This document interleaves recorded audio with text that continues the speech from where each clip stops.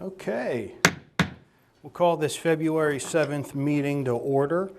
Before we get into our regular voting meeting agenda, we're going to have an ANCO pension update presentation.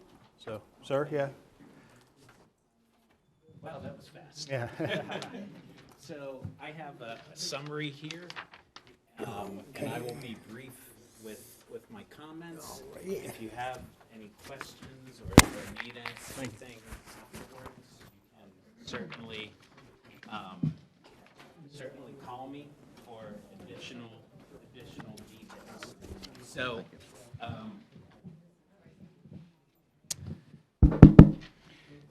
So I'm happy to report that this past year, 2023, was a good year.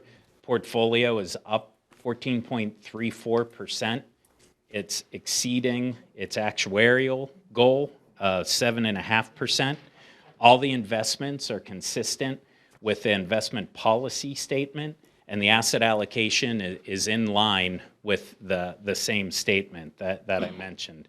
Longer term, when you look at the portfolio over the past 5 years, which includes both 2023, good year that I mentioned, 2022, not so good year. When you go back 5 years, the portfolio returned 9.98%, almost 10%, and is ranked in the top 10 of its peer group, so similar public plans. Last year, the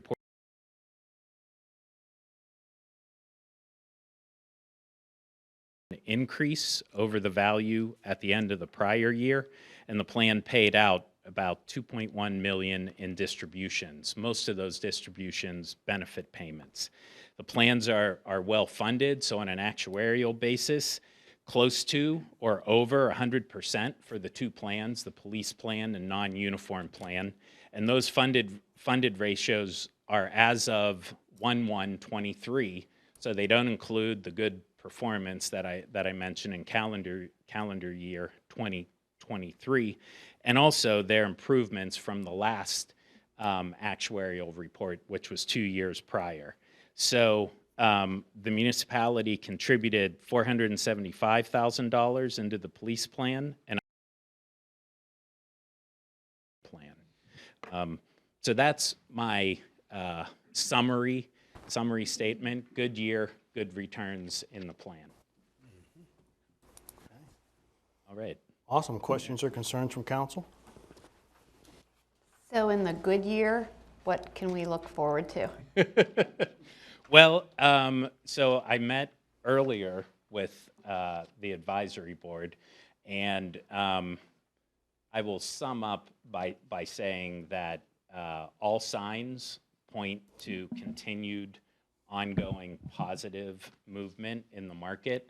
When you look at things like the continued good economic news and jobs news, and at the same time, relatively good news regarding inflation, that is lower inflation on the downward trend after years of being elevated. All of those signs point to continued positive news in the market. However, we live in a volatile world and things can change, but I would expect continued good performance, but maybe not the 14% plus that we saw in 2023. Okay. All right, one more note.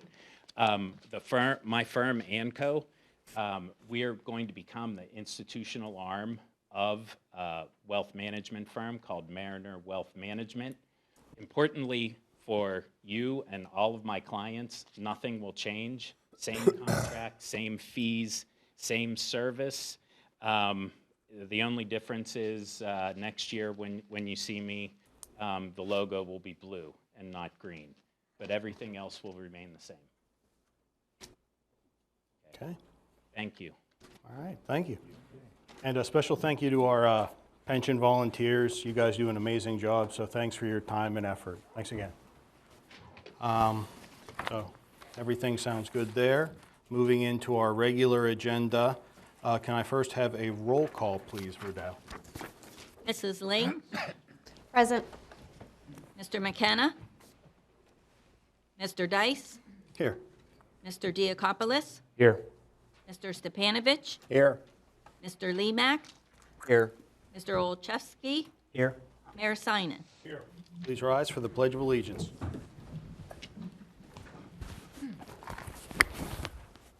I Pledge allegiance to the flag of the United States of America and to the republic for which it stands, one nation, under God, indivisible, with liberty and justice for all.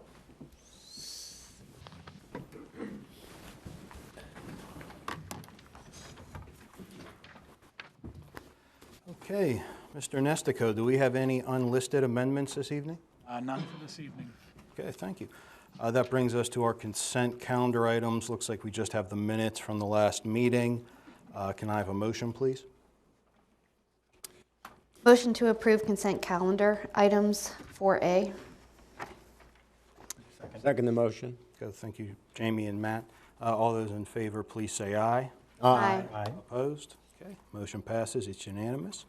And that brings us to comments by the mayor. Thanks, Mr. Dice. I just think we just have a few slides tonight. Okay. Murraysville Recreation's Hot Chocolate Hikes. There'll be another one on Wednesday, February 14th at MCP Field 3 parking lot at 10 a.m. It's the Sweetheart Hike since it's St. Valentine's Day. That's sponsored by the Conservancy and the Recreation Department.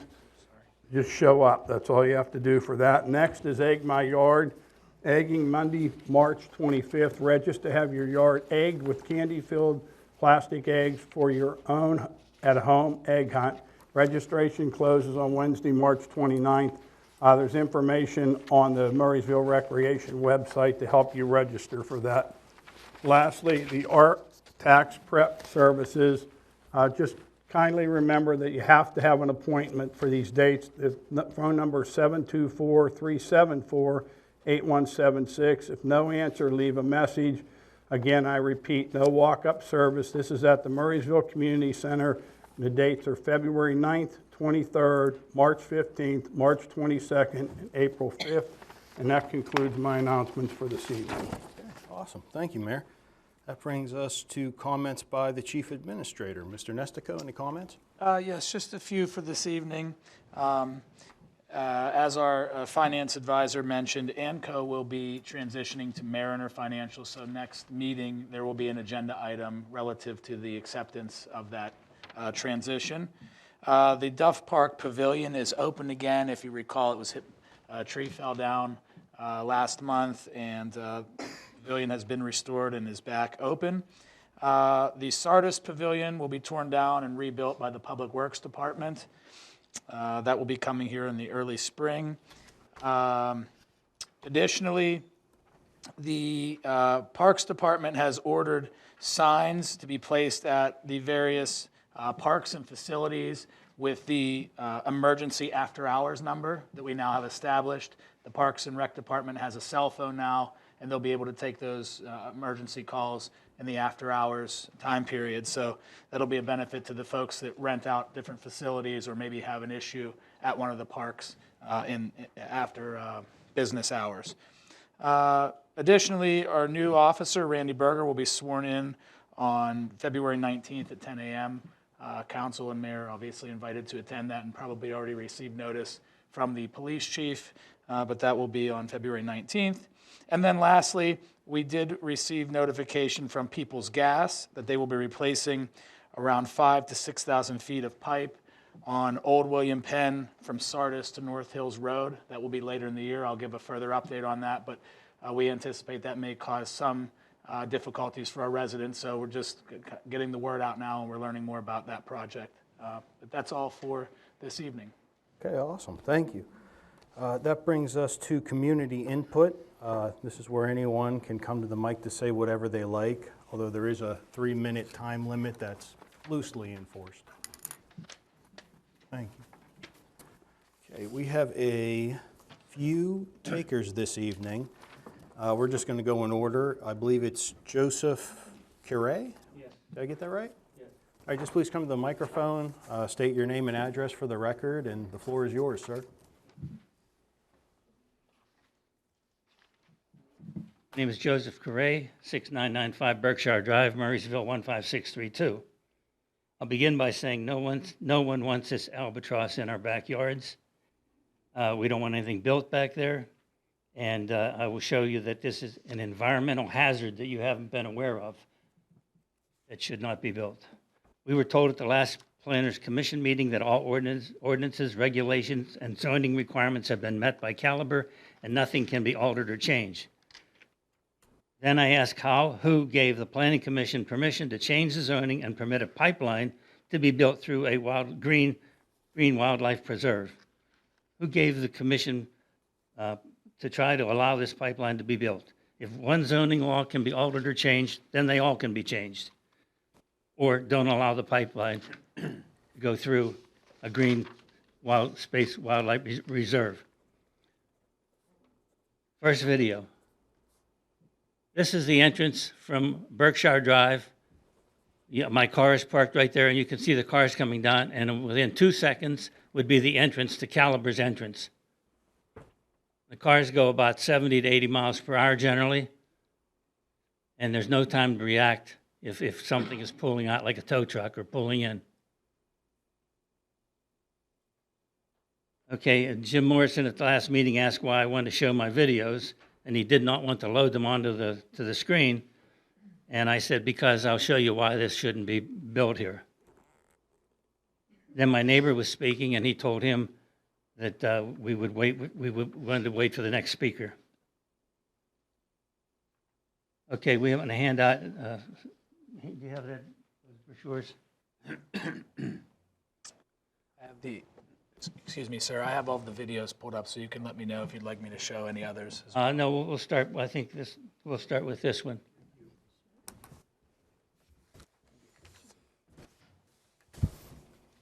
This is a brochure explaining some of the auto repair pollutants that they use routinely. They're non-biodegradable, in some cases never dissolve.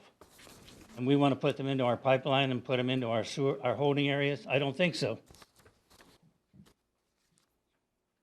We should not, if this is approved, we should not allow them to have any drains inside the building. The waste must be collected and shipped to a facility that handles such. Only toilets and hand sinks should drain somewhere into a holding tank and hauled away. Okay, here we see Caliber's New Kensington plant. You can see that they have autos parked out on the street even. And look at the mess that this has created.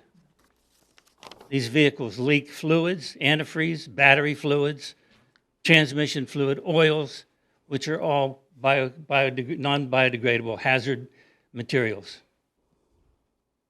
Some of these cars will sit there for a month and a half because you can't get parts for some of them right away. They said they only get 2 cars a day, and this is a much smaller plant than what they're proposing. You can see the mess that it makes.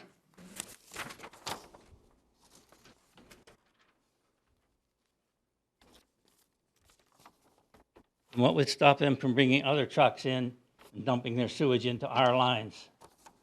It would be very easy to do. This company does not have a good reputation. Okay, can we go to the next video on? This is also Route 22. Yeah.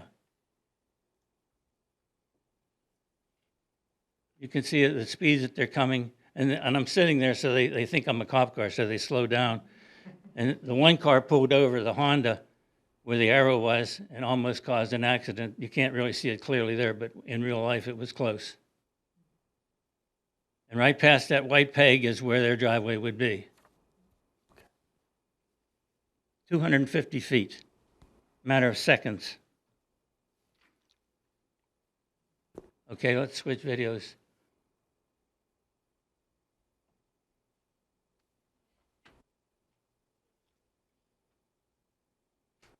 They're seeing my car there, and they think it's a police car, so they're slowing down.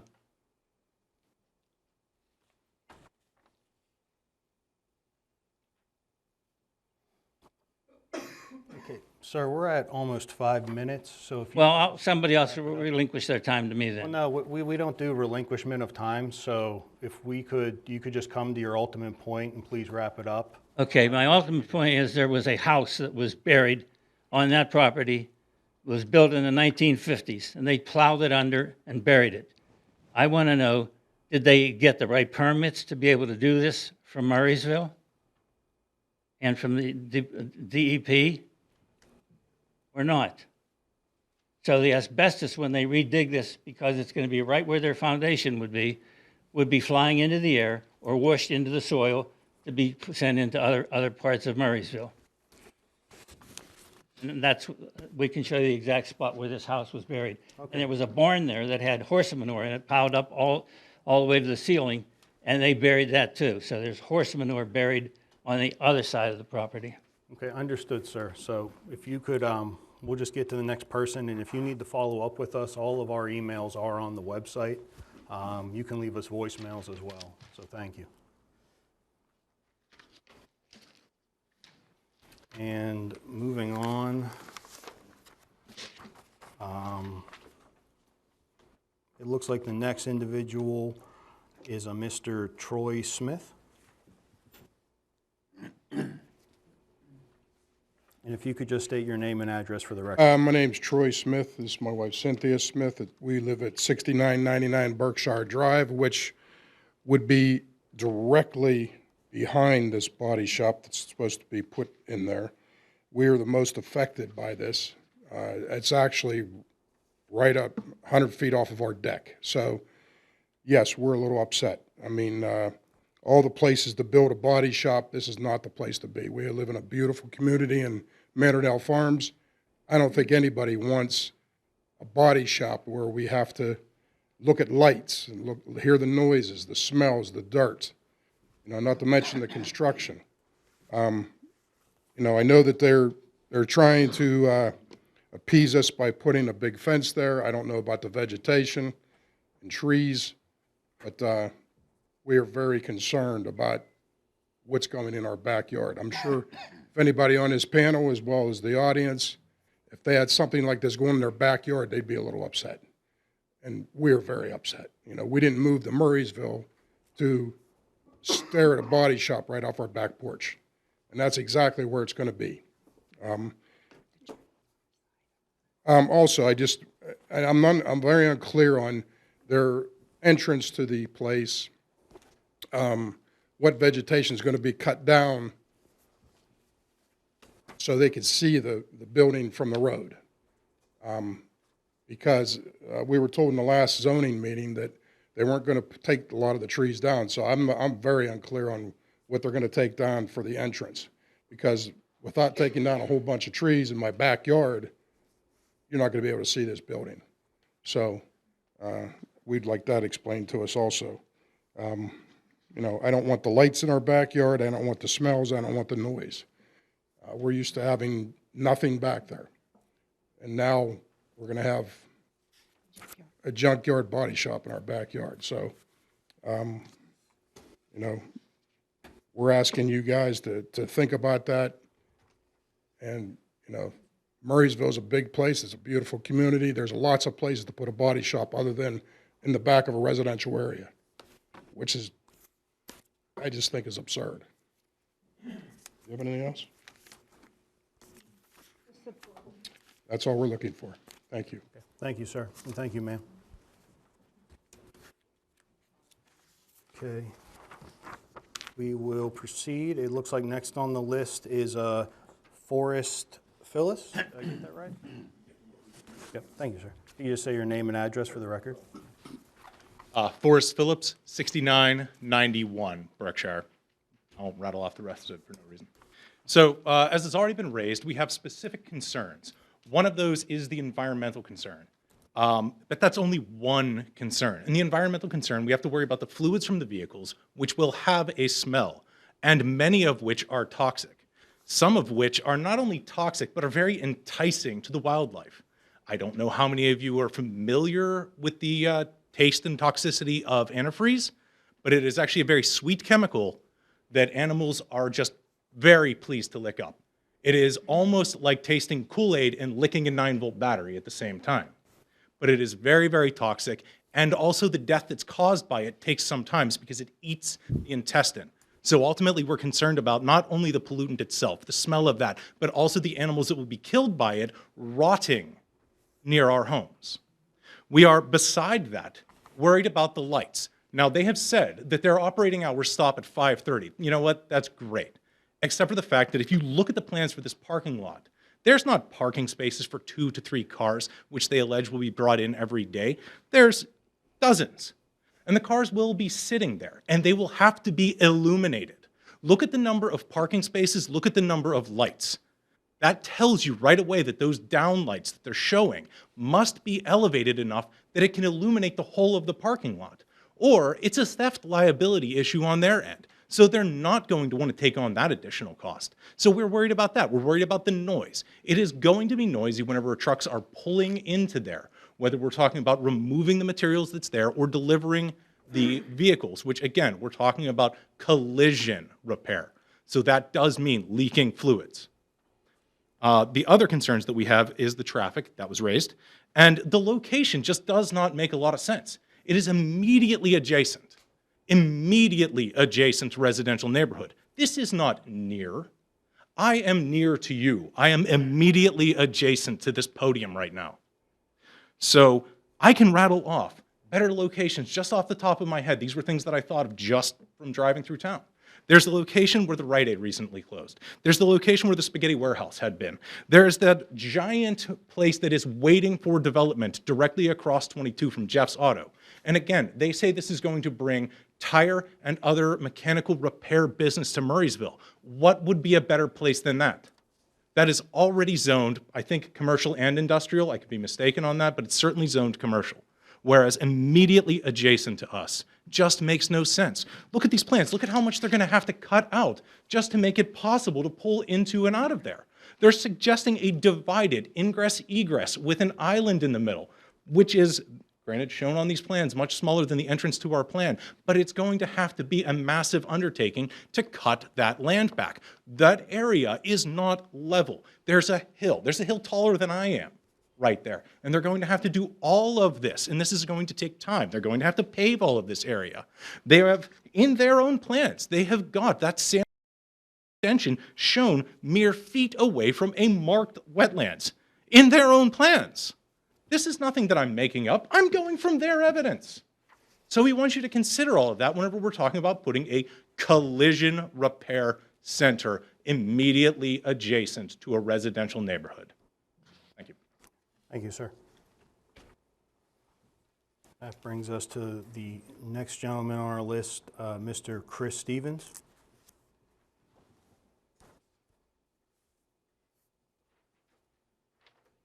Hello, Chris Stevens, 2401 Willow Drive, also in Manordale Farms. I think like everybody else, just concerned about this massive building that's going in right next to our homes. I think it was already brought up, the sewage running through the green space. I don't know that I saw any information in that document about an environmental impact study for the additional runoff that it's going to bring through our area. There is a small creek that runs right behind my backyard.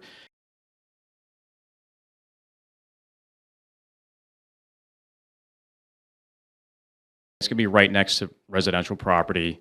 And I see only one side of that plan has, I think, 8 feet tall privacy vinyl fence. The rest of the perimeter, right behind our homes is just a 6 foot tall 6 foot tall chain link with privacy slats, which, it looks terrible. It's not suitable for the area. And I think just seeing the example of the New Kensington location is pretty eye-opening, and just how they are not taking care of their property. It looks, the landscaping is terrible. There's junk. They have things piled up next to the dumpsters, and we're going to be looking at that right in the backyard. And they say that they have the normal operating hours up through 5 p.m., but everybody has busy and slow periods, right? There's going to be overtime. They're going to be working through the night if they have more business than they can handle, working weekends. So just because the normal operating hours, right? That's pretty much all I have. I just, like everybody else, I share the same concerns. There's plenty of already developed property in Murraysville. Why tear down that beautiful area that's right next to our homes? Thank you. Thank you, sir. Okay, that brings us to Billy Geiselhart. Did I get that right? All right, thank you. Billy Geiselhart, 2404 Willow Drive, so just near everybody else. Generically, just agree with everyone. I think the one thing I would add, and you guys have a lovely display right outside of water runoff, right? You're adding a significant amount of hardscaping to this area. It seems counterintuitive that you would have this great display that's hardscaping in, but you're going to do the complete opposite of that right in the green space. Right, so how are we managing that water runoff? Are you taking any of those things that you have pamphlets out there for into account in this space? And it doesn't look like it.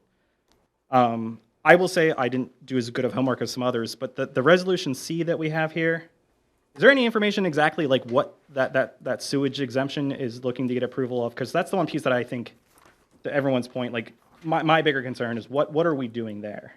How are we managing the water runoff? Again, you know, as everyone put up, I don't see a lot of benefit of bringing this in. I think a lot of the other concerns were brought up well.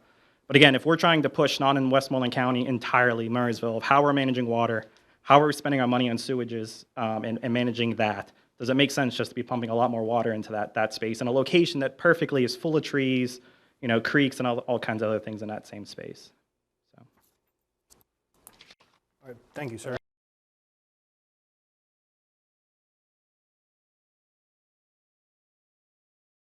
So as we're talking to Caliber Collision, we'll make sure that we answer as many questions as we can, and hopefully they're listening and taking notes and whatnot. With that being said, we have one more individual who has signed up, Mr. Ken Behringer. Yes, sir. Ken Behringer, 2411 Willow Drive, so we're all within a couple of feet of each other. A lot of the points that I would have made were already made very eloquently and very passionately. I'm just a businessman. I understand Caliber wants to make an investment. This turns into a bad investment if everybody around you is going to give the council a hard time, the mayor a hard time, the business a hard time. There's miles of property where if they built, no one would even know, right? We have 100+ homes in our community. If the home values are, and let me just give you a little background. I just bought the house. I found out about all this going on. I paid a premium because it was all nice, and I move in and they're like, congratulations, you have a junkyard in your backyard. If these homes are affected even by 10%, you're talking about damages that run $4 to $5 million. Now, are those recoverable? I don't know. But the fact is that Caliber is trying to run a model that's profitable. I'm sure that if offered other alternative locations, it would provide much less hassle, much less jumping up and down. In fact, there were areas that would probably embrace this because of, you know, just because of the way it's situated and its lack of proximity to homes. You could probably stand up another 80 of our neighbors and they'd all say the same thing. It's fine, you know, we want business in the area, but proximity counts, and this location just makes no sense. I think that's all I've got. Thank you. Thank you, sir. Okay, that completes our list of individuals who signed up to speak. But for the good of the order, are there any other residents who would like to give comment tonight? Okay, you're closer, ma'am. Yeah. My name is Xiaohong Liao. I live in the 2209 Manadale Drive. Okay, same Manadale Farm. I'm not very familiar with the process, so I didn't sign up. But I want to express my opinion about this Clyde Center. I fully agree with my neighbors what they have commented. So the only thing I just also want to add up is consider about the possible lawsuit for future, for long term, about the resident health issues. You know, that's also a big, from long term saying this kind of thing, the decision made today. So that is the only thing I want to add up. Okay, I know time is limited, so I don't say too much. All right, thank you, ma'am. Thank you. Sir?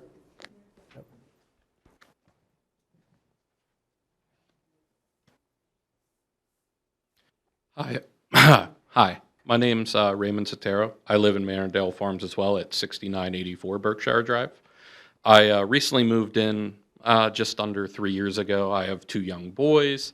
We enjoy the neighborhood. We like the feel, much as the rest of my neighbors have said, so I'm not going to reiterate that. But one point that I had personally am concerned about that I haven't heard yet is the potential of nuisance caused by construction on not just myself, but other neighbors who live much closer.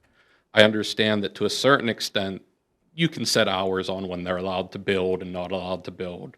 However, that doesn't change the things with people with young children, people with animals.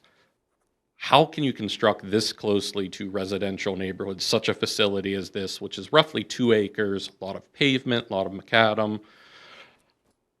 I just don't see how that can happen without creating a complete nuisance to residential individuals, preventing them from being able to fully enjoy their property.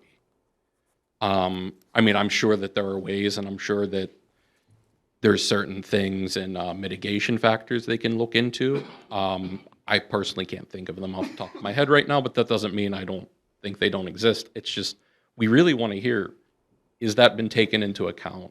Are there certain steps that have been taken to ensure that any nuisance on property owners is mitigated?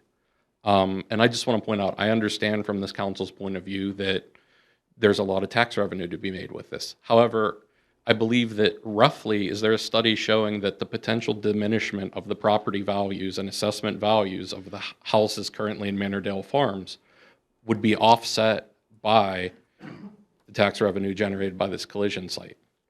I do believe I have a little bit of background in property and employment law, and I am familiar with the idea that there could be potential legal ramifications for individuals, and that this will in fact affect property values. It's not a question of if it will, it's a question of how much will it.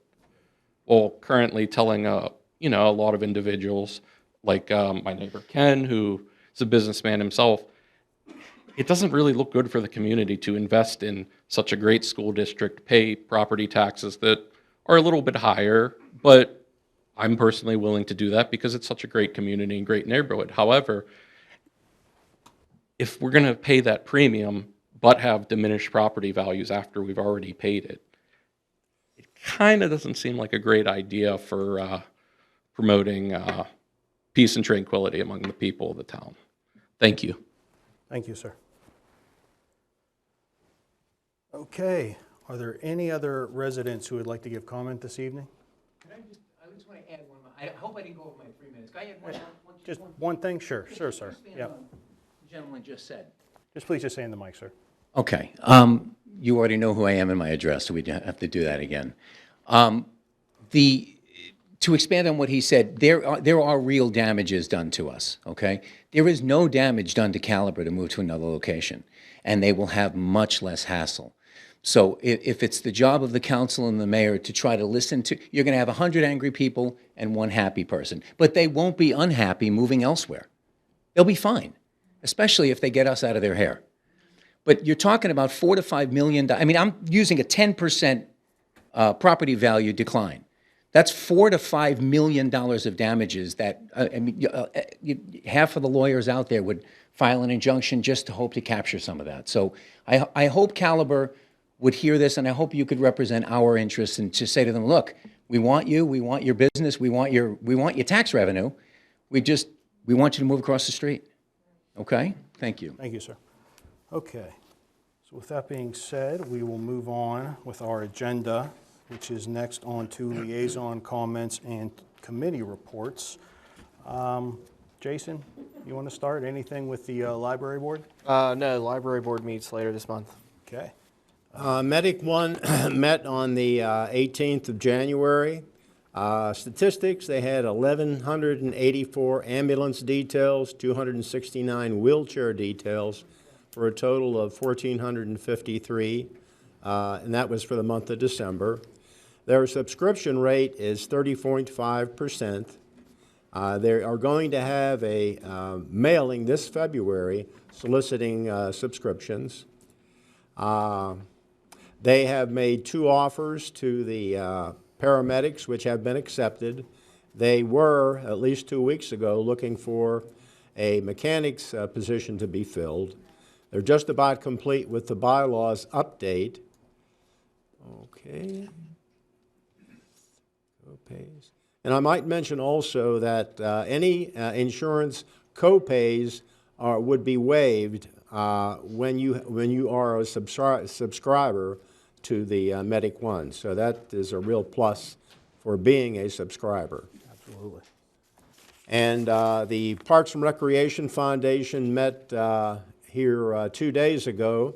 I might mention kind of a brief summary there. They had as guests Nick Subich and Gabby Viragosa from YTS Wealth Management, and it looks like there could be a lot of benefit by having that company, if you will, and those individuals joining the foundation. That would be a plus. And then finally, there was an event tent has been ordered, which would be used for being at various events throughout the community, promoting the Recreation Department Foundation and the commission. And that's it. Okay, awesome, thank you. That was a lot. Okay, I attended the January 22nd school board meeting. There was nothing of joint concern, and I will be attending my first planning meeting on the 13th. Awesome, thank you. Matt, Eli, I guess we have to talk about where you guys want to go. Okay, well, we'll talk about that after, okay? And it looks like we have no workshop items this evening, so we will jump straight into 13, our action items. Firstly, can I have a motion for 13A? Motion to appoint Tony Spadero to the Franklin Township Municipal Sanitary Authority Board to fill the vacant, unexpired term ending December 31st, 2026. Second the motion. Thank you, Jamie and Carl. Any discussion? Hearing none, all those in favor, please say aye. Aye. Opposed? Okay, motion passes. It is unanimous. Can I have a motion for 13B, please? I'd like to make a motion to appoint Nicholas Subich to the Murraysville Library Board, said term to expire December 31st, 2026. Second. Thank you, Jason and Jamie. The one thing I want to say is we had 3 amazing candidates interview for this. They're all great people, and we hope they want to keep volunteering and doing something in the community. So, with that being said, any other comments or concerns from council? Okay, hearing none, all those in favor, please say aye. Aye. Aye. Opposed? Okay, motion passes. It is unanimous. Thank you. That brings us to 13C. Can I have a motion, please? Motion. Go ahead. Motion to adopt ordinance number 1084-24, specifying the rate of pension contributions with respect to the police pension plan for the 2024 calendar year. Second. Let's go, Jamie and Jason. Michael, I'm guessing this is somewhat perfunctory in that we don't necessarily have a choice? Correct, yes. This establishes, this ordinance has to be adopted annually to establish the 5% contribution by the police to the pension plan. Okay, questions or concerns from council? Hearing none, all those in favor, please say aye. Aye. Opposed? Okay, motion passes. And I just want to note, in the audience, if you want to talk, that's perfectly fine. Just if you want to step out there, that's like the meeting area. A lot of people go out there to caucus. It's just easier to concentrate. Thank you. I apologize. Okay, with that up, we are now on to 13D, I believe. Can I have a motion? Like to make a motion. Oh, wait, did we vote on 13C? No. No. Yeah. Motion made and seconded. All those in favor, please say aye. Aye. Opposed? Okay, 13C is passed. I apologize. Did we get a motion and a second for 13D? Jason was starting. I'd like to make a motion to adopt resolution number 785-24, adopting the Murraysville Export Emergency Operations Plan. Second the motion. Thank you, Jason and Carl. Is this you, Mike? Sure, yes. This is the emergency operations plan that the municipality has had for a number of years. The plan was just updated with some contact information and other addresses, things like that. So no substantive changes to the plan. Everything remains in place. But we wanted to update the or adopt the revised version that has all the new pertinent information.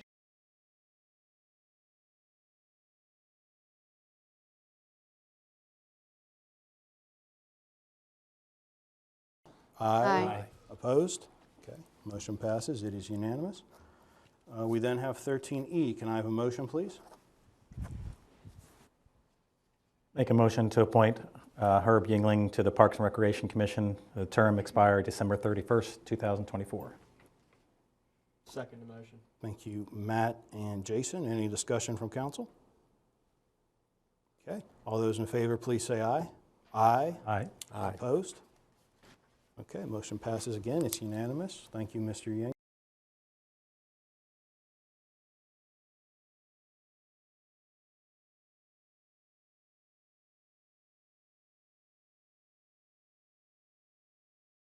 Motion only places it at issue. We're going to have a very robust discussion before we vote. So with that being said, would anybody like to make a motion for 14A? I can make it. So I'm going to make a motion to approve S-8-23, a subdivision application, Caliber Collision, 6037 William Penn Highway, 9.4 acres into 2 lots, tax parcel 492000-0-037, B business zoning. And I would also note that this is inclusive of all staff recommendations and stipulations, we should say. Okay, with that, can I get a second, please? Second. Thank you, Jamie. We have a first and a second. So, Michael, applicant, how do we want to go about this? I think there's a lot we need to discuss in terms of... Well, I think the subdivision difference in the land development. Okay, so that... Subdivision is just a matter of subdividing the land as requested by the applicant. I think the discussion to take place deals with the land development. Okay. 214B. So, perfunctory, all right. That being said, again, what this is then is simply to subdivide the land. Are there any questions or concerns simply related to the subdivision? You said that it would be under the condition that they met all of the requirements that are still outstanding. We should do that for 14B too, but I guess it doesn't hurt. Yeah, Okay. So could we amend the motion? we don't really We don't need have to. to do that? Okay. Okay, hearing no questions or concerns? All those in favor, please say aye. Aye. Opposed? Okay. 14A passes. It is unanimous. That brings us to 14B. Would anyone like to make a motion? Okay, I can do it again. Motion to approve SP-4-23, a major land development application, Caliber Collision, 6037 William Penn Highway, for a proposed 12,476 square tax parcel 49-20-00-0-037, B business and zoning. And this is inclusive of all staff recommendations, conditions, and stipulations as contained in our briefing.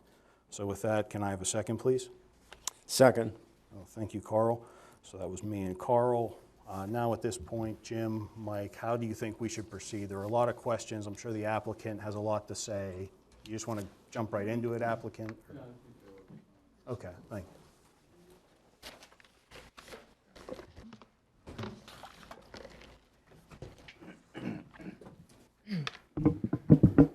Good evening, Council. Ooh. My name is Melanie Bagley. My business address is 2911 Turtle Creek Boulevard in Dallas, Texas. I'm here again, nice to see you all, I work with Victory Development. Victory Development, we are a developer out of Dallas, Texas. We build and develop property for Caliber Collision. In this case, we have been vetting the subject site for about 9 to 10 on all of the conditions that you have before you this evening. We have worked with Planning Commission on several of the requests that came through that they felt were integral to the positive development of this property, given the concerns that have been voiced by the neighbors that are here before you this evening. I want to revisit, do you have our presentation from last time? I think that I do, yes. I think I know you all have been privy to the presentation from last time. I'll just use it as a display to answer some of the questions that I think I got almost every comment that was presented tonight. So I'll try to be organized in my presentation of information to you. As always, if I don't have the answer, I do my best to get it for you. While he's pulling it up, I do want to touch on a question I believe that Councilmember Lemak, you had from the last meeting, which was how does Caliber identify a site, or what are they looking for? And I didn't do a very eloquent job of answering you, although I did try very hard. And what I did learn was something very interesting, and that is, as you probably know, Caliber Collision works with a lot of the big insurance companies, State Farm, Allstate, et cetera. And incidentally enough, they are the ones that look at the data for, the need for a community in a certain, populace, radius of a population. And they say, this is where we see a focus of, thank you so much, of incidents and needs. This is where the claims are coming in from, in this zip code or, these zip codes. And then Caliber says, hey, developers, this is the area that we're looking at. This is where we want you to identify a site. So I thought that was interesting that it's really driven by some of the insurance companies saying this is where we see a need, fill a need. So I wanted to touch on that. Councilmember Ling, you had a question about noise, which I'll group into my response here shortly. So I don't want to take up a lot of time revisiting the presentation unless you have a specific question for me. But if you can see the site plan, I'll start there. I want to address some of the traffic comments that came up first. There were comments related to, excuse me, the speed at which the cars travel, the entrance into the property, the style of the entrance into the property, and the anticipated number of cars coming into the property. As we discussed before, and the only way I know how to say it is that the cars are brought in various stages of repair. Yes, some are able to be driven in, some are dropped off by a truck. That is truth. But they are dropped off by appointment only. The other vehicles visiting or coming to and from the property will be the employees. And at any time during the day, any shift, you're looking at 10 to 12 employees. But the cars are truly dropped. They are there for various time frames, some as a few days, some are there for a week. It just depends on the state of the repair. As I mentioned before, we are in for review with DOT. The recommendation based on the speed limit that is posted, which is 45 miles an hour, and I do understand, I have traveled down this road myself, cars do go faster, but the design of the entrance is based on the posted speed limit. And that is why it is restricted to a right-in, right-out only. The other thing I want to touch on now is the noise level. I went back and reviewed the noise study that was done, and I will admit I had to verse myself so that I can understand, so that I can hopefully properly present to you.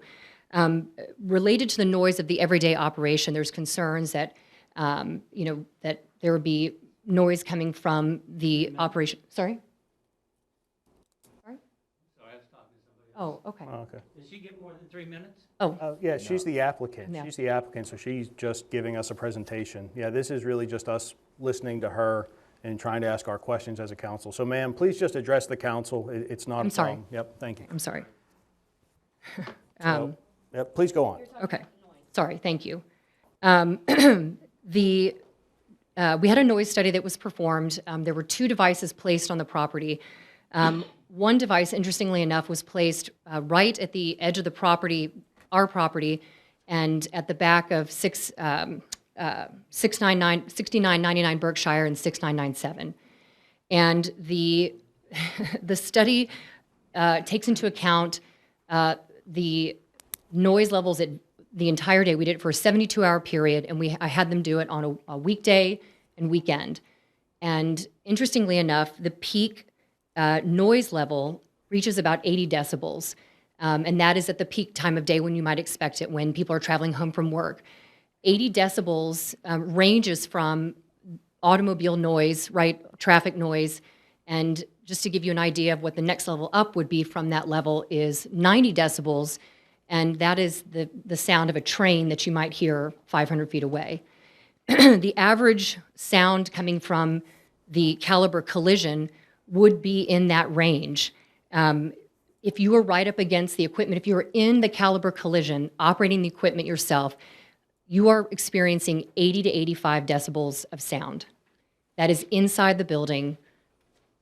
Doors closed or open. It's right up, that's what you're experiencing. And OSHA standard is 8, just for your edification, OSHA standard is 85.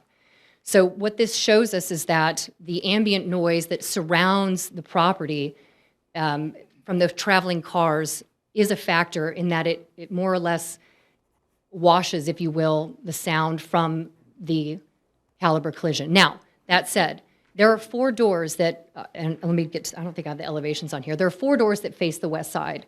I understand that that could be a concern.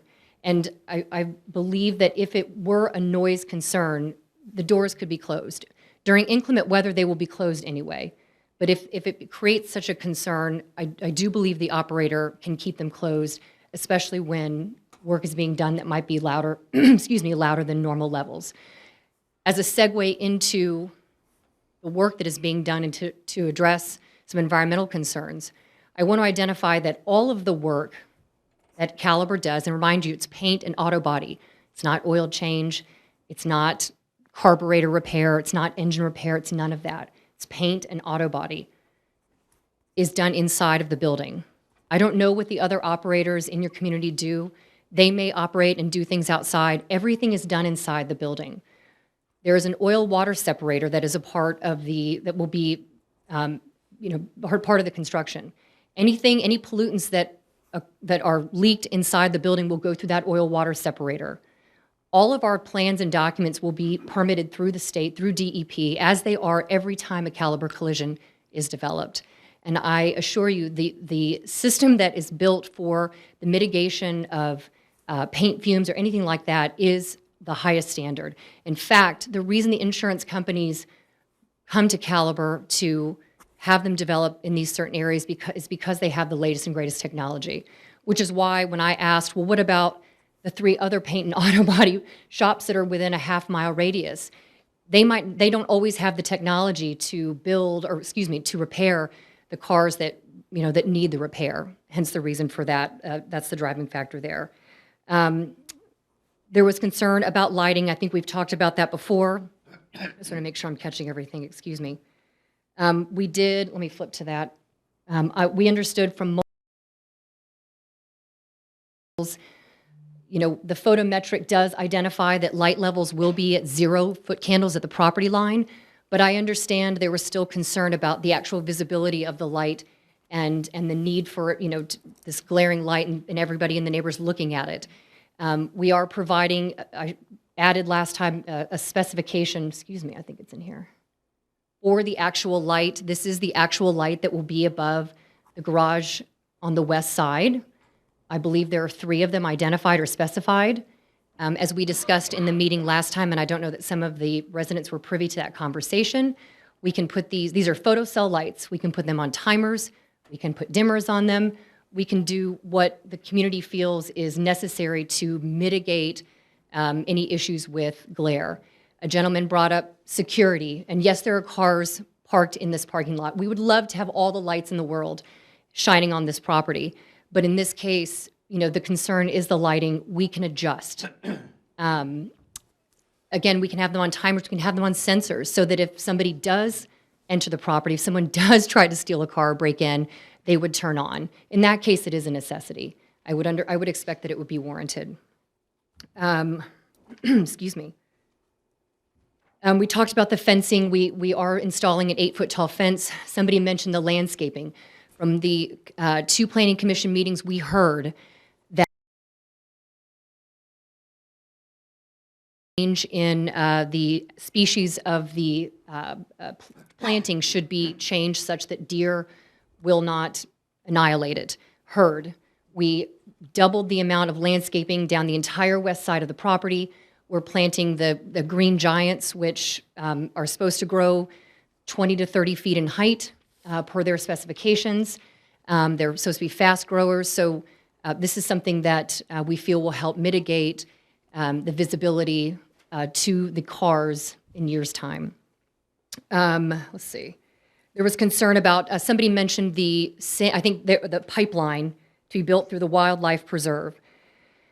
Excuse me. I believe this is referring to the new sewer main extension that was requested by FTMSA and by the Planning Commission as a need. Originally, we had just proposed a small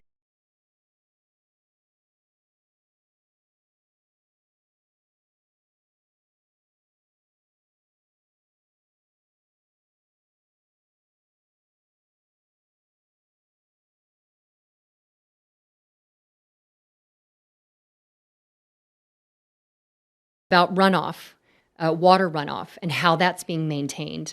Let me go to that slide. We are building a retention pond as per the requirements. There it is.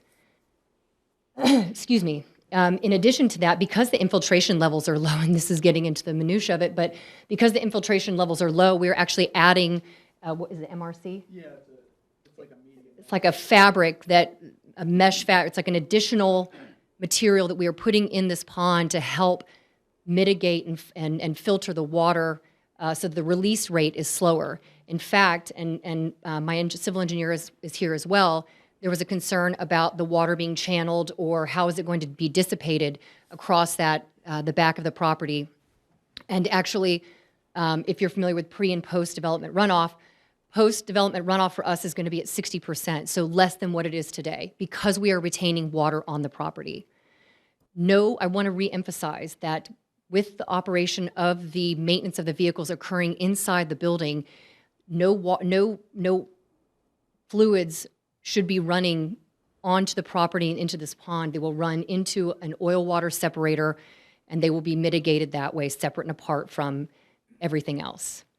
So make sure I caught everything. Hardscape, 100 homes. I can't speak to the lawsuit and the home values. I apologize. I don't have that background. I will leave, if there are any specific questions that.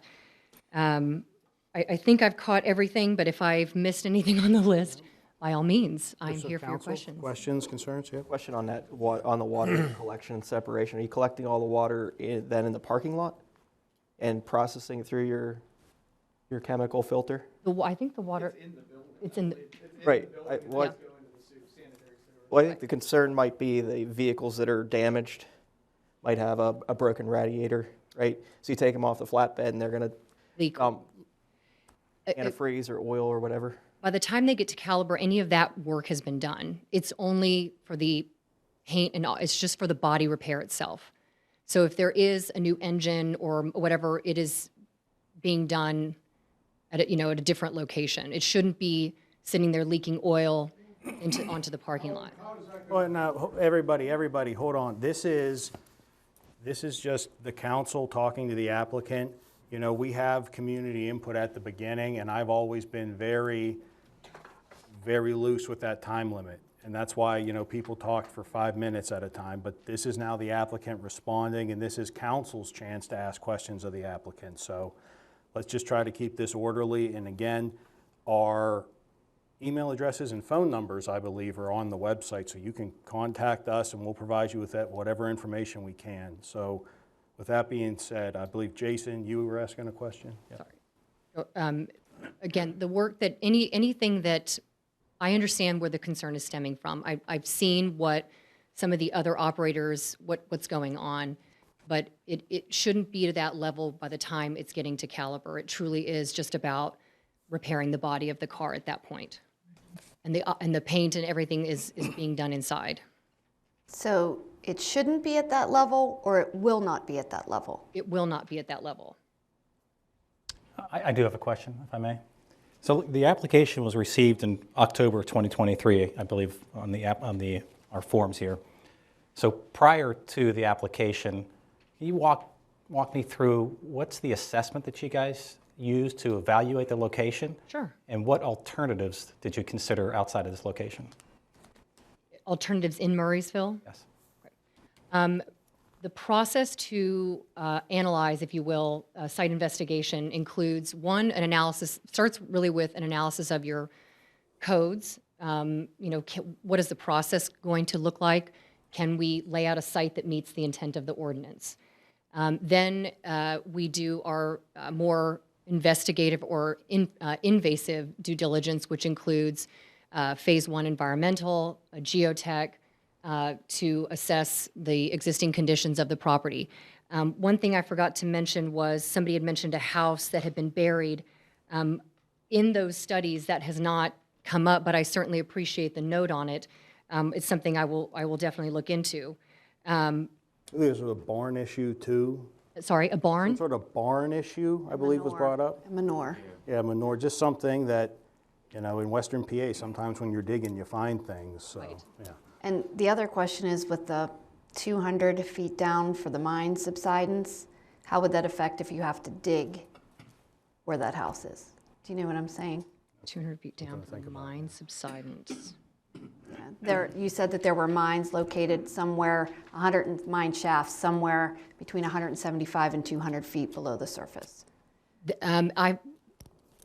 We have checked with DEP. There are no, based on the, existing condition of those mines, there's no chance for impact, during construction. We're not digging down that deep. I even obtained old permits, and we have a written report from PSI, basically saying that there's, we're not even going to get close to impacting those in any way. Does that answer your question, or are you looking for more? No, because I'm talking about the house that's buried.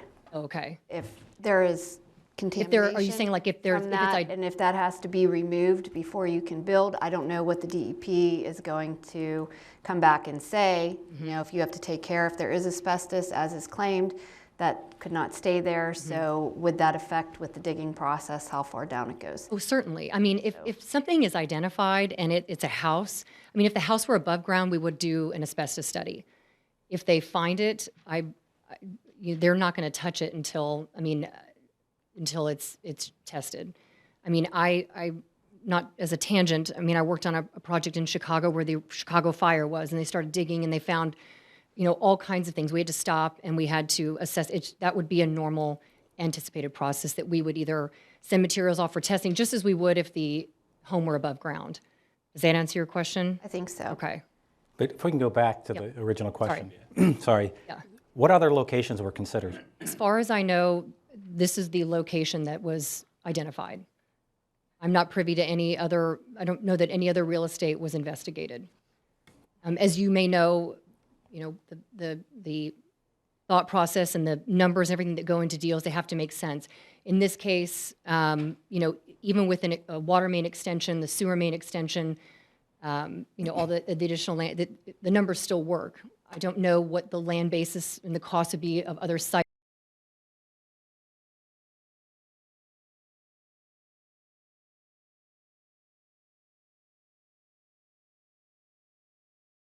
May have not worked. I don't know. I can only speculate because we didn't look at any other sites. Is that you, or was that the insurance driving you to make that decision? That is our internal real estate team that identify the insurance company identifies a zip code or zip codes and says this is the area. Excuse me. Thank you. You're welcome. Your firm, were you involved at all with the New Kensington location? No, sir. No. Okay. Obviously, it just looks terrible. Okay, the photos. I'll have to look at it. I know I was the liaison to the Planning Commission, and I know that they did a fairly rigorous dialogue with Victory Development, and you folks, I think, did a lot.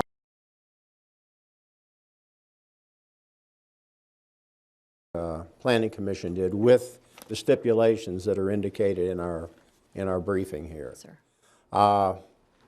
I do have, and here again, it's, I Googled, though this is 3, 4, 5 weeks ago, if you will, Caliber collision. And like one of the big things that came up is that it says Attorney General Locklear from California, there was a $5.8 million settlement with Caliber with respect to repair car repair fraud case.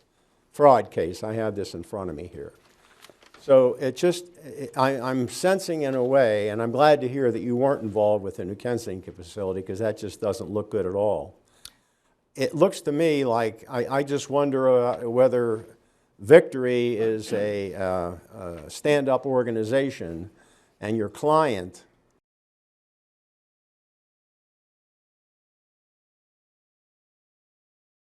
you can't answer about what happened in California. Yes, sir. But is this indicative of Caliber? I mean, I can't. and it involved like 7 or 8 locations throughout California. I mean, I have it right here, so it's something that I can show you, not right now, but I can make it available to you. Sure. And you can just get and do a Google search on that. Sure. As you said, I can't speak to what that is or was with Caliber directly with those locations. I don't know what the circumstances were. I don't know what the operational situation was. But what I can tell you about Victory, right. I think I brought this up last time. In fact, to answer another question that or a concern that came up that I heard from one of the neighbors is talking about noise and construction nuisance. And, you know, we are, as I mentioned to you last time, we're very small.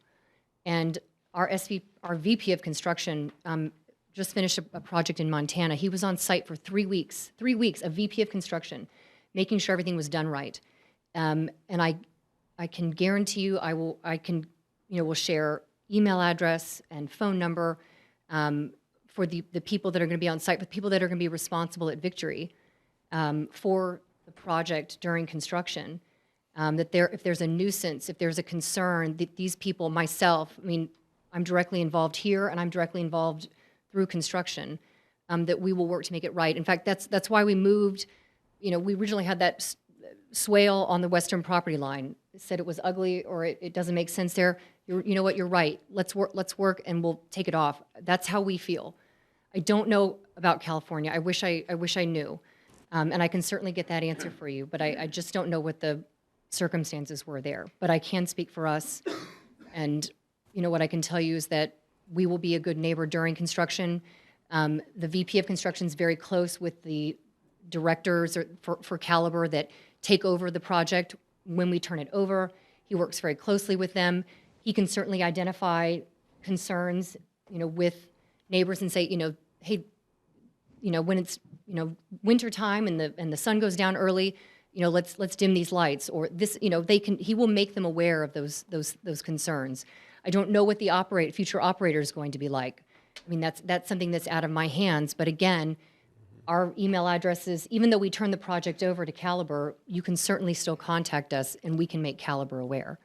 And that's what I can tell you here. See, that's for sure today. That's one of my concerns because you are the developer and the builder. Say that again, sorry. One of my concerns is you being the developer and the builder and it being turned over to someone else who we have not met, we have not heard from, that you can't really make promises and that they will dim the lights at this point. Sure. Because they can't be held to your promises. Well, So- if it's included as a stipulation in the approval, we can hold them to that, and if there's a complaint, we can enforce it. We've done it before. Well, that's That's my understanding, yes. Yeah. That's true, but it would be nice to actually meet the person that's going to operate the facility. They just haven't been hired yet. Jamie makes an excellent point. When we have home developments here, and we've handled any number of them, we'll have the developer come up, and it's also, beyond the development, if there's a property owner or whatever, a principal beyond the development, basically that party is there too. I'm just adding, if you will, some support for Jamie's point there. Is it like, where are the people from Caliber? Anyone here? Has anyone? No. I mean, they're letting, Victory handle.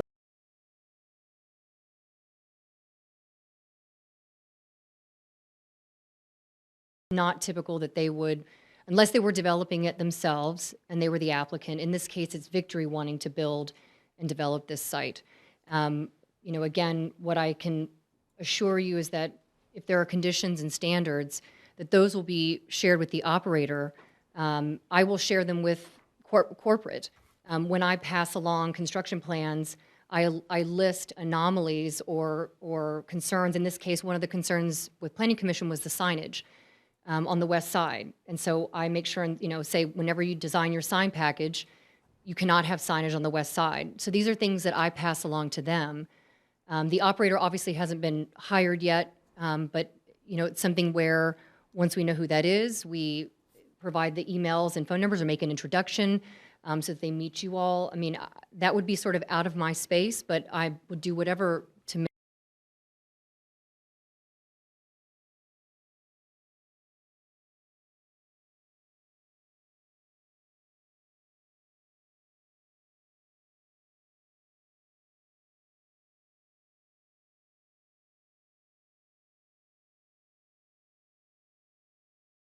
He was referring to trees that were on his property that he owned, or just trees that were in his sight line. So if you could clarify that, I would appreciate it. Thank you. And I think he said he was unclear about the vegetation being well, that's the way He I took said it. removal. Yeah. I believe he said removal. So let me go to the utility plan. My glasses this time. Here we go. Okay. So right now in front of the property, and I mentioned this before, there's no water. So we are doing a water main extension in a public utility easement along the right-of-way along William Penn. So yes, there will be trees cleared for that purpose along the frontage. We are running a water line all the way along the frontage there of the property. Excuse me, is there a pointer? Yes, you know what? Right here. Is this getting? So the water.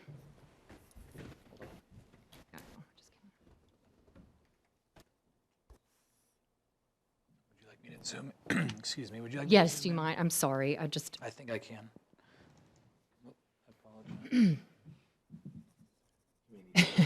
Hopefully you guys.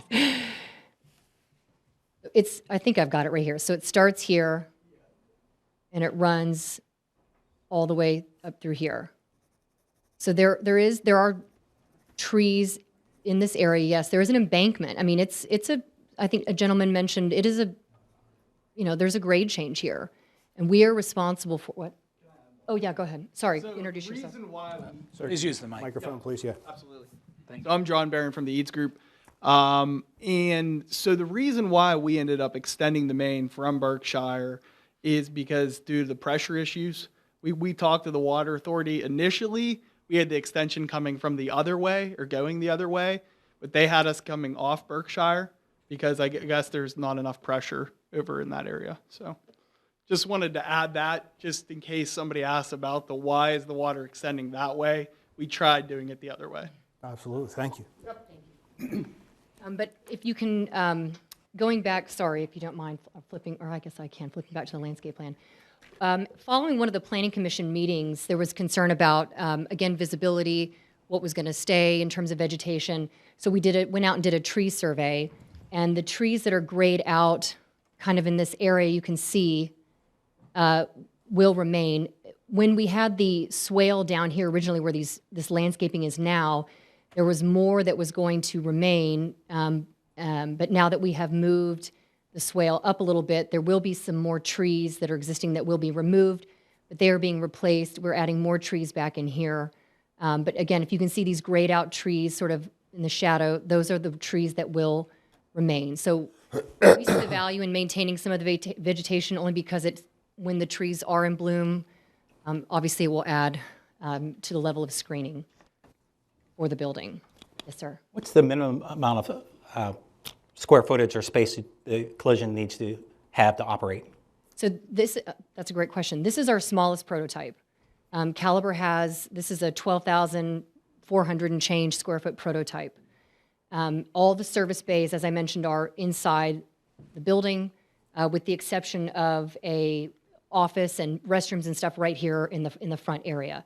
The largest, the next two sizes up, the next two prototypes are a 14,600 square foot building and a 16,900 square foot building. That's just the physical space. I'm talking about the actual property too. Acreage. Oh, I'm sorry, the acreage.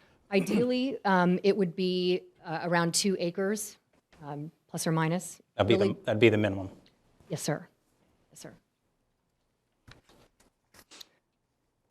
I do have a follow-up question on the collision and in terms of auto body and paint.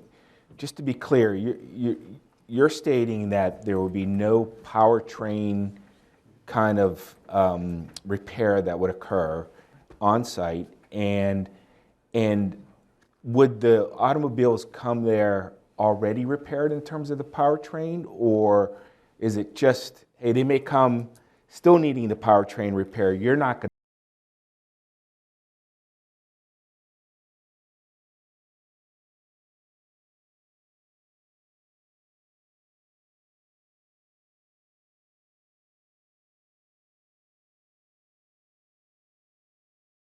and then she picked her car up from Caliber and drove off. So that is my understanding. Okay. If I can elaborate on that more at a subsequent meeting, if that, or email you additional information, I'm happy to do that, but that is my understanding. Well, and maybe one of the things, given that you're going to go back and look at that, is can you point us to another Caliber that only does that? Sure. Okay. Sure. I think leading into some of my questions are going to be, whenever I look at this from a somewhat more of a solicitor perspective, this is in a business zoning district. And Wes, correct me if I'm wrong, this is a this is a permitted use, right? Correct. So, this is something where, there's probably council people out there who are a little confused about this. What exactly are council's powers in terms of approving or quote unquote denying this land development? Could you elaborate a little bit, please? I think that since the property is zoned B, this use fits into that zoning district as a permitted use. I think that the goal of council should be to work as much as possible with the applicant to establish conditions and stipulations. However, in order to make the development as less burdensome as possible,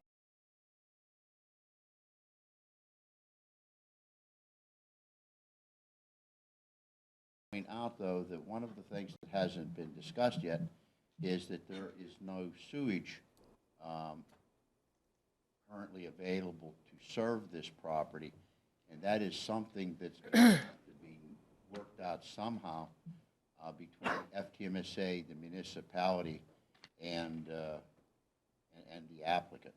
Do you believe that would be grounds for this council to deny or vote no on this land development, what you just said about sewage? Technically, I think yes, Mr. Dice. I think yes. And so what would the remedy be? If we deny it, then the applicant would have to come back before when they figured out sewage? That's correct. Okay. Or it could be tabled until the sewage issues could be resolved. That is certainly a thought. I guess I would defer. At the plan, that the utility plan that was presented, and I believe the sewage, proposed sewage right-of-way goes across property that the applicant does not own, and specifically, I think it's Murraysville's property, in sort of a zigzag, a Z fashion, out of the south side of the plan. Okay. So thinking about that, normally whenever a plan comes before us, at least as I've been on council, we kind of expect it to be ready for approval. So I guess I would kind of ask staff, whether it be you, Mike, or Jim as the planner, what are the thoughts here? Because I'm just going to come out and say it. Whenever I, as an attorney, see something like this, it really reminds me of the duties of council and what our powers are. This is zoned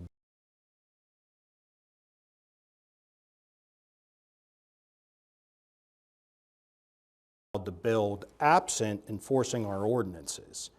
And someone can correct me if I'm wrong, but I believe we are enforcing our ordinances to a T. We're not giving any waivers. You know, we're not giving them any slack. If anything, Murraysville has a reputation as being tough to develop in. And I don't see how that's not being done here. And honestly, I think the applicant, and you agree to all the stipulations and conditions in the staff briefing, correct? Yes, sir. Yes, ma'am. That's something they don't have to do. And to put it simply, I've been in this situation a few times on this council, and I've always said with something like this, there's two ways about it. Now, if we have to table it, that's its own thing. But in terms of whether or not this moves forward eventually, this is where the shift from government's role, which is to make sure that this project is safe, and the private property owner's role, which is this is their property. And if you look at the business zoning district, there's probably 20 different things you are just permitted to build, flat out. You know, this isn't a council that just gets to decide, no, you know what, I'll have another example, car washes. If they want to build a car wash on this property, I bet you they're allowed, and we have no ability to deny them. Again, it's not about whether or not this community needs this. It's not about whether or not this council even wants this. It's about whether or not this private property owner has the right to build this on their property. And I guess I want to just confirm with you, Mike. I mean, as I've looked over all of this, we're not cutting any corners, right? That's correct. Okay. And it sounds to me in terms of, because there's a, but it sounds like the DEP is involved in that, correct? Which is general, Yes, sir. correct, with chemicals? Yes, sir. Yes, we'll have to go to the state to permit, yes. Thank you. Because again, normally they're the ones who would regulate that. Yes, sir. So again, that's just where I am personally at. I only have one vote. It sounds like there was just a sidebar. Is there anything maybe we want to talk about, Wes? Yes, Mr. Dice. You know, my opinion, as I indicated before, stays the same. I would indicate, however, just as a reminder, that we do have some independent ordinances. We have, you know, stormwater management ordinances. We have noise ordinances and things of that sort that the applicant is always going to have to be, you know, in compliance with. Always. And I think that we have the ability to put conditions on the development that would ensure continued compliance. You know, we don't want the applicant, we don't want to set the applicant up to fail. So I think we have to make sure that the conditions that we put on would be consistent with the conditions that the applicant would have to maintain to be in compliance with other ordinances. But again, as I indicated, land development can't be approved in my mind until the sewage issue is resolved. And most certainly you can't get an occupancy permit without, you know, utilities.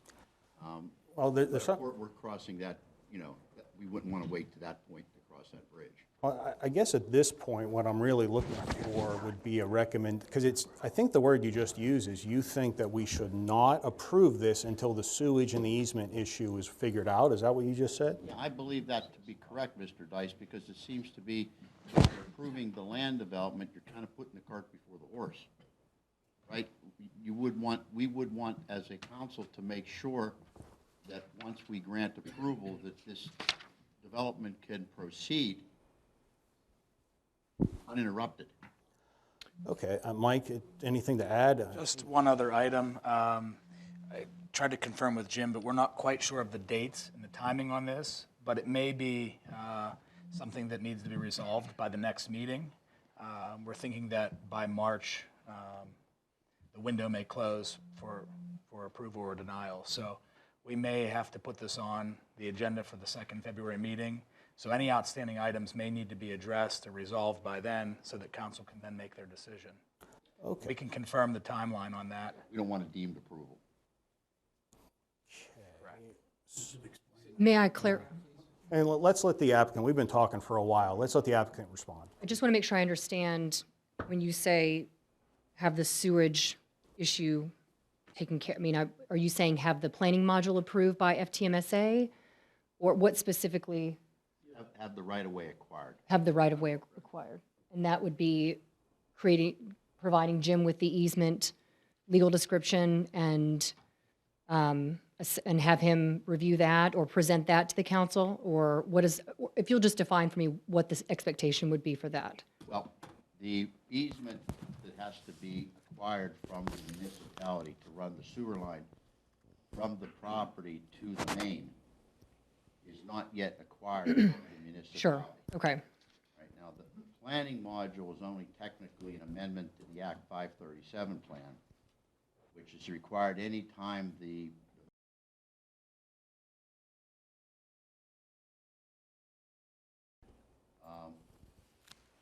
a day of sewage. And that planning module has to be approved by the municipality of Murrysville and the Franklin Township Municipal Sanitary Authority. But that still doesn't solve the problem with the acquisition of the right-of-way. Okay. You can't put the sewer lateral or the sewer connection line over somebody else's property if you Sure. don't have the right to do it. Sure. So I understand, according to the plan, that there is a meets and bounds description as to where Yes. that is proposed to be. Yes, sir. However, the landowner, that is the Right. municipality, hasn't yet agreed or signed an easement agreement saying you can put it in. Okay. Did that answer your question? It did, thank you. Dane? Yeah. I would like the solicitor to explain deemed approved to the audience and to council. If you don't take action on a plan that has been submitted within a prescribed period of time under the municipality planning code, it gets approved automatically. So council has to take action within 90 days from the time that it was first submitted. Council either has to, within that 90 days, approve it or deny it. But if we don't do anything, the applicant gets approved automatically by law. Yeah. So it would seem to me, I'm guessing that's why it's on the agenda, because this is the first time I've been in a situation where it's on an agenda and it's not ready for approval. So I'm guessing we're up against the deadline. Is that fair? Because, well, I see two ways. If we're worried about a deadline, I think a special meeting is a waste of everyone's time. So I see essentially two ways to go about this right now. Either if the applicant, and you know, Mike West, stop me if I say something illegal, but this is my proposition. If the applicant would agree that we're just going to table this until the next meeting, then we will just vote to table as opposed to vote to approve or deny. We've come this far. Let's get this issue with the easement worked out. Let's determine if this is ready for approval in accordance with our solicitor's review, and essentially talk about it at the second meeting. So that would be my proposal right now. Is that, applicant, does that work for you? Sure. Okay.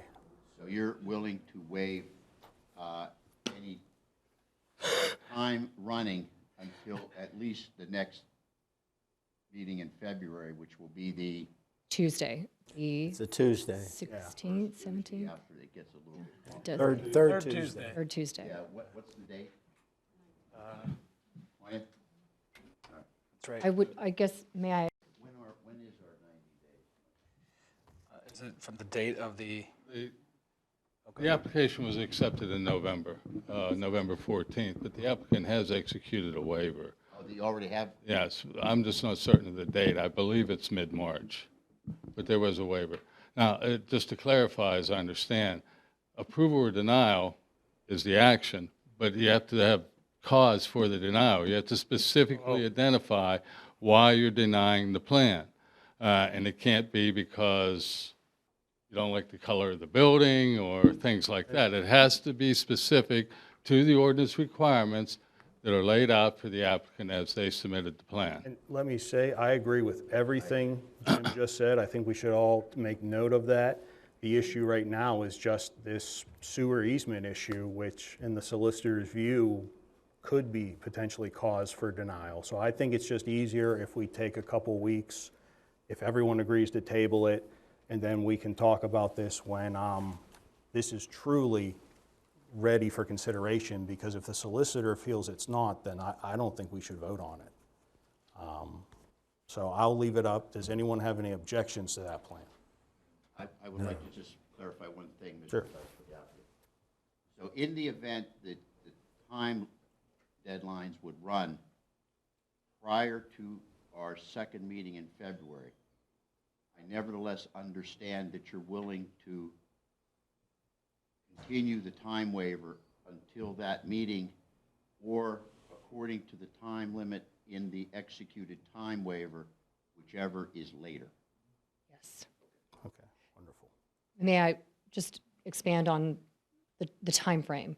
Is it reasonable to expect that Victory and the municipality can, I guess, one, identify, I mean, I know I guess be acquiring the land, right? So whatever that looks like, or what it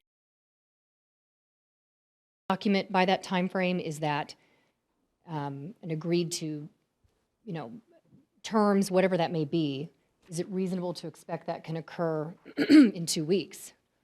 In my opinion, it is. Okay, great. Typically, council has in the past executed easements with land developers via ordinance. The reason the ordinances weren't presented this evening was we were waiting for meet and bounds descriptions from the engineer to incorporate into the ordinance. So if the action is to come back at the next meeting, we will provide, hopefully, the information that is forwarded to us from the engineer and have it in ordinance form. So the actions at the next meeting would be deny or approve the plan, deny or approve this planning module, and to, I guess, authorize advertising of the ordinances for action, which need to run. So the final action on the plan probably can't occur until the first meeting in March due to the advertising requirements for the ordinance, if that's going to be a condition or a reason for denial.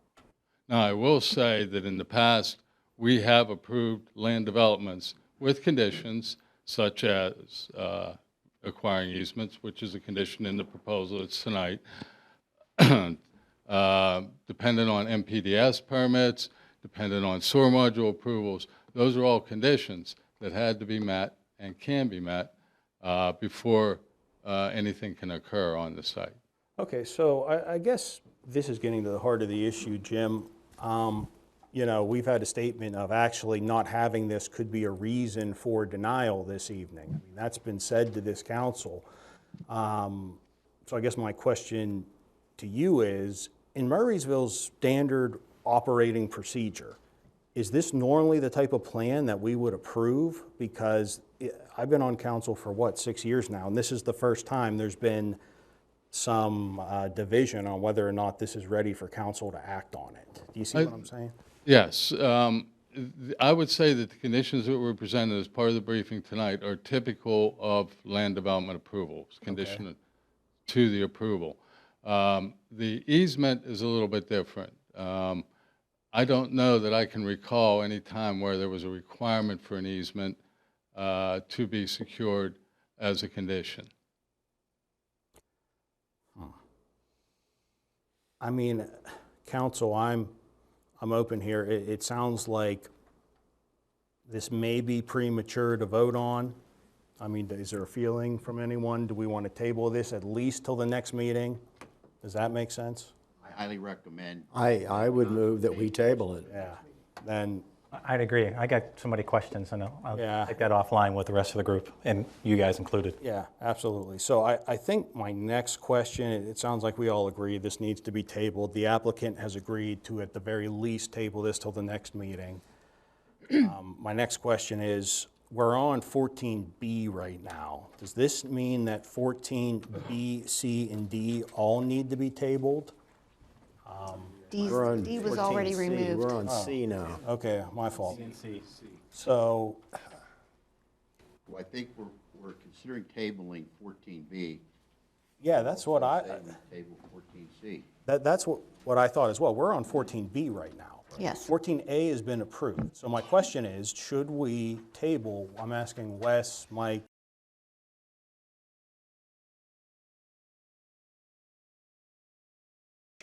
Just to be clear, 14D was Yeah. removed from the agenda because that is the utility easement ordinance. Oh. We're not ready for it. So that was removed. It's on so my the- copy, sorry. That's okay.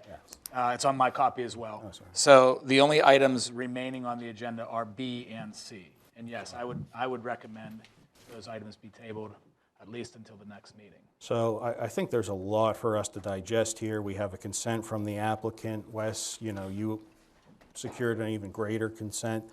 I think right now, I'd ask that somebody make a motion to table agenda items 14B and C until our next February meeting. I'll motion to table items 14.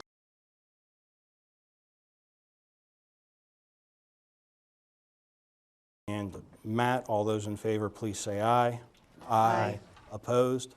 Okay, it's unanimous. This has been tabled. Thank you, everyone. Do we have any old business? Old business. Any new business?